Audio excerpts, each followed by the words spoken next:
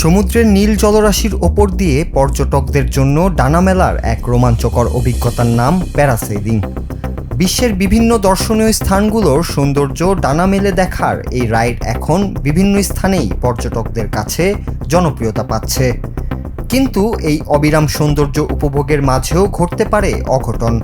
সম্প্রতি এমনই চিত্র আবারও সামনে এসেছে সামাজিক মাধ্যমে, যা দেখে প্যারাসেলিং নিয়ে ভয় তৈরি হচ্ছে নেটিজেনদের মাঝে। ভাইরাল হওয়া সেই ভিডিওতে দেখা যায় নীল রঙের একটি প্যারাশুটের হার্নেসে ঝুলছেন পর্যটক, আর স্পিডবোটের সাথে দড়ি দিয়ে বাঁধা আছে প্যারাশুটটি। সেটিকে ওপরে ওঠাতে যখনই স্পিডবোটের গতি বাড়ানো হলো, তখনই আচমকাই ছিঁড়ে যায় সেই দড়িটি। এরপর সেই পর্যটককে দেখা যায় উড়ে গিয়ে সাগরে পড়তে। যদিও প্যারাশুটটি অক্ষত থাকায় তা নিয়ন্ত্রিত গতিতেই উড়ছিল।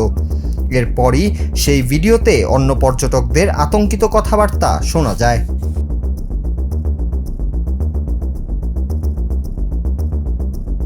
স্থানীয় গণমাধ্যমের তথ্য অনুযায়ী সম্প্রতি এই ঘটনাটি ঘটেছে ভারতের গোয়ার একটি সমুদ্র সৈকতে। গোয়ার নীলরাশি জলে প্যারাসেলিং করে মনোমুগ্ধকর সব দৃশ্য দেখতে সেখানে ভিড় করেন দেশ বিদেশের পর্যটকেরা। স্থানীয় কয়েকটি প্রতিষ্ঠান পর্যটকদের জন্য এমন বিভিন্ন অ্যাক্টিভিটির আয়োজন করে থাকে, যেখানে পর্যটকদের একটি স্পিডবোটে করে সমুদ্রের উজানের দিকে এগিয়ে যান তারা। সেখানে প্যারাশুটকে স্পিডবোটের সাথে বেঁধে বাতাস আর গতির সাহায্যে পর্যটকদের ওপরে পাঠানো হয়। যথাযথ সেফটি গিয়ার পরিধান করে এই রাইডটি উপভোগ করেন পর্যটকরা। কিন্তু এমন সব দুর্ঘটনা ঘটে তখন প্রশ্ন ওঠে এর নিরাপত্তা ব্যবস্থা নিয়ে।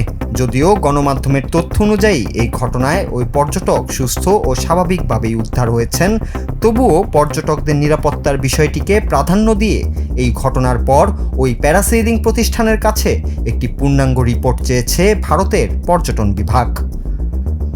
নিরাপত্তা সংক্রান্ত গাফলতি প্রমাণিত হলে ওই প্যারাসেলিং সংস্থার লাইসেন্স বাতিল করে কঠোর ব্যবস্থা নেওয়া হবে বলেও জানিয়েছেন প্রতিষ্ঠানটির কর্মকর্তারা। Noor Raju, Bangla TV, news desk.